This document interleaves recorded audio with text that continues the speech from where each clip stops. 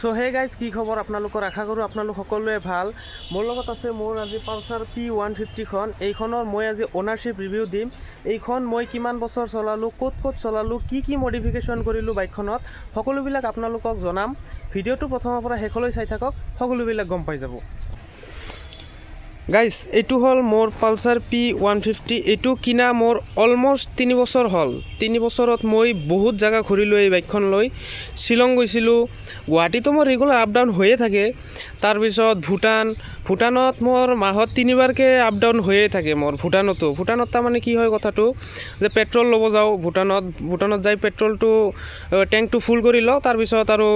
1-1.5 মাহ মোৰ চলি যায় কাৰণ ইয়াৰ মাইলেজটো আপোনালোকে শুনিলে আপোনালোকে আচৰিত হ'ব কাৰণ 150cc বাইকখন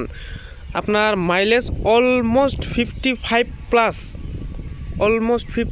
প্লাছ সাৰ্ভিসিং কৰিলেতো ডাইৰেক্ট 60 ক'ব গ'লে বাইকখন ইমান স্মুথ এতিয়াও 3 বছৰ ৰানিং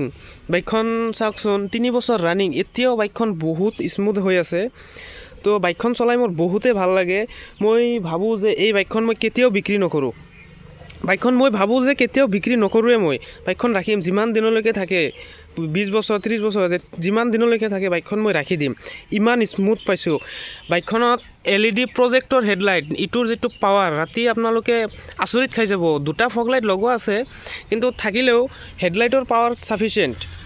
বাইকখনত ফিচাৰ্স বুলি ক'ব গ'লে আপোনাৰ এভাৰেজ ফিউল ইকনমি আৰু টাইম টু গিয়াৰ ইণ্ডিকেটৰ এইবিলাক সকলোবিলাক আছে আৰু মোবাইল চাৰ্জিং এটা আছে চাৰ্জাৰটো ইমান ফাষ্ট নহয় আৰু কি হ'লেও আপোনাৰ কামটো চলি যায় পেট্ৰল টেংক যেটো আছে ইটো হ'ল আপোনাৰ 14 লিটাৰৰ টেংকি আপোনাৰ ফুল টেংক কৰিলে ভূটানত যাই যদি মই ফুল টেংকি কৰোঁ আপোনাৰ 1 মাহটো আৰামছে গুচি যায় ইটো গ্ৰেভ হ্যান্ডেলটো যে আছে ইটোও মই চেঞ্জ কৰা ইটো মানে টপ মডেলত লাগি আহে ইটো আপোনাৰ বেস মডেল বাইক হয় না তো বেস মডেলত এনেকুৱা নৰ্মেল যেটো থাকে হিটো আহে তো ইটো মই টপ মডেলটো লগাই দিছোঁ টায়াৰটো আপগ্ৰেড কৰা নাই টায়াৰটো আপগ্ৰেড নকৰাৰ কাৰণ হ'ল যে টায়াৰটো আপগ্ৰেড যেতিয়াই কৰিম সো মোৰ মাইলেজটো কমি যাব ইটো টায়াৰত তাৰমানে 100 সেকশনৰ টায়াৰ যেটো আছে ইটোত মাইলেজটো বঢ়িয়া মাইলেজ দিয়ে ইটোতে মাইলেজ দিয়ে ভাবি আছোঁ টায়াৰটো আপগ্ৰেড কৰিলে কিমান আৰু 4-5 মাইলেজ কমি যাব সো ইটো দিয়ে চলি আছে টায়াৰটো কোম্পানীৰ পৰা যেটো টায়াৰ লাগি আহিছিল হিটো টায়াৰে আছে ইটো যিমান দিনলৈকে থাকে ইটো থাকিব তাৰ পিছত মই আপগ্ৰেড কৰি আপোনাৰ 140 বা 150 লৈকে আপগ্ৰেড কৰি দিম চাকচোন টায়াৰ ইটো আপগ্ৰেড কৰিব পাৰিম 150 লৈকে জায়গা আছে সাইডত বাইকখনত কিকো আছে তাৰমানে একবাৰ কি হৈছিল মই ভূটান যাওঁতে ভূটানৰ পৰা আহোতে যেটো ৰাস্তা ভূটানৰ ৰাস্তা এইবিলাক তো আপোনালোকে জানে এই জংগল টাইপ ৰাস্তা তো তেতিয়া তাতে মোৰ সেলফ ষ্টাৰ্টাৰ মটৰ যেটো এই মটৰৰ কাৰ্বনটো মোৰ পুৰি গৈছিল পুৰোতে সেলফটো ষ্টাৰ্ট হোৱা নাছিল তেতিয়া কি হ'ল মই কিকটো থকাৰ কাৰণে মই কিক মাৰি ষ্টাৰ্ট কৰিব পাৰিছোঁ নহলে সেইবিলাক জায়গাটো একদম ডেঞ্জাৰ জায়গা ৰাতি অলমষ্ট 12টা এটা এনেকুৱা টাইমত মোৰ এই সেলফটো বেয়া হৈছিল তো তেতিয়া কিকটো থাকাৰ কাৰণে মই কিকটো মাৰি ষ্টাৰ্ট কৰিব পাৰিছোঁ সো এনে কোনো অসুবিধা নাই এই ডিস্ক ব্ৰেক আছে ডিস্কৰ লগত ABS আছে ABSটো বহুত বঢ়িয়া কাম কৰে ABSটোৱে মোক 2-3 বাৰ মান বচাইছে এক্সিডেন্ট হোৱাৰ পৰা আৰু ইটো ভাইজৰ যেটো আছে উইন্ডশিল্ড ভাইজৰ ইটো ডমিনাৰত আহে ডমিনাৰ 400 পুৰণা মডেল যেটো আৰু 250 হিটোত আহে হিটো মই লগাই দিছোঁ ইণ্ডিকেটৰটো আছে HJG ইণ্ডিকেটৰ ইটো HJG কোম্পানীৰ হয় KTM ষ্টাইলৰে ইটো HJG আৰু বেক সাইডত যেটো আছে ইটো হ'ল আপোনাৰ মটোজিনিয়াছ কোম্পানীৰ ইটো থ্ৰোটো ইমান ভাল নহয় মটোজিনিয়াছটো মই কমপ্লেইন পাইছোঁ 2-3 বাৰ মান চেঞ্জ কৰিছোঁ ইটো চাওক ইটো বেয়া হৈ গৈছে ইটোৰ ভিতৰত লিক হৈ পানী সোমাই গৈছে ইটো বেয়া কিন্তু আৰু HJG যেটো আছে এটো মই কোম্পানী মানে HJG যেটো আছে এটো বাইকটো কিনিছো তেতিয়াই মই লগোৱা অলমষ্ট 3 বছৰ ৰানিং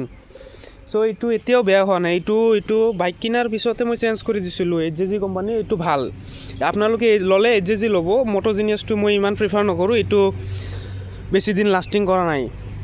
আৰু মডিফিকেশ্যন বুলি ক'ব গ'লে এটো মই ট্যাঙ্ক টাই লগাইছিলোঁ এটা সেগা পাৰ্টস ৱেবসাইট এটা আছে তাৰে পৰা মই অৰ্ডাৰ কৰিছিলোঁ 900,000 টকা মান লয় এটো লগোৱাৰ পিছত বাইকৰ লুকছটো অলপ চেঞ্জ হৈছে হ্যান্ডেল বাৰটো আপোনালোকে চাব পাৰে হ্যান্ডেল বাৰটো হ'ল আপোনালোকৰ MT-15ত যেটো হ্যান্ডেল আহে হিটো হ্যান্ডেল মই লগাইছোঁ প্লাস এটো লিভাৰ গাৰ্ড ইটো একবাৰ ভাঙিছিল ইটো চেঞ্জ কৰিছোঁ তাৰ পিছত আৰু কি দেখো আপোনালোকক মডিফিকেশ্যন বুলি ক'লে হেনেহেন মডিফিকেশ্যন নাই বাইকখনত এই HJGৰ ফগ লাইট দুটামান লগাইছিলোঁ 1500 টকা লৈছিল আৰু এইটো ৰেপ কৰা আছে গাইজ 3 বছৰ যে বাইকখন মই চলোৱাৰ পিছত মই বাইকখনত কি চেঞ্জ কৰিলোঁ, কি আপগ্ৰেড কৰিলোঁ, সেইটো মই বৰ্তমান আপোনালোকক কৈ আছোঁ। চ' 3 বছৰ চলাওঁতে মই চেইন ছেটটো এতিয়ালৈকে চেঞ্জ কৰা নাই। এইটো চেইন স্প্ৰকেটটো সেনেকৈয়ে আছে, কিন্তু সন্মুখৰ যিটো টিত থাকে, সন্মুখৰ যিটো স্প্ৰকেট থাকে, সেইটো মই একবাৰ চেঞ্জ কৰিছিলোঁ। অলমষ্ট 100 ৰুপিজ লৈছিল এটা। চেঞ্জ কৰাৰ ভিতৰত আৰু ব্ৰেক শ্বুটোতো চেঞ্জ হৈয়ে থাকে, সেইটো চেঞ্জ হয়। তাৰপিছত মেগনেট যিটো থাকে, মেগনেট যিটোৱে আপোনাৰ ইলেক্ট্ৰিচিটি প্ৰডিউচ কৰে, বাইকৰ বেটাৰীটো চাৰ্জ কৰে, সেই মেগনেটটো একবাৰ চেঞ্জ কৰিছিলোঁ।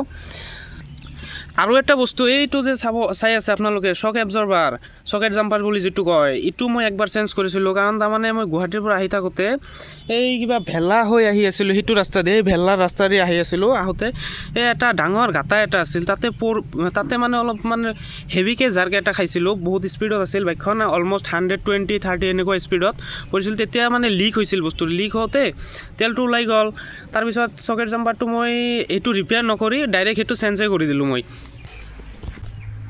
গাইজ এই হ'ল মোৰ পালচাৰ P150, যিটো মই কেতিয়াও বিক্ৰী নকৰোঁ মানে কি, যেতিয়ালৈকে আছোঁ আৰু যেতিয়ালৈকে বাইকখন আছে, ভালে কণ্ডিশ্যনত আছে, তেতিয়ালৈকে মই ৰাখিম। বাইক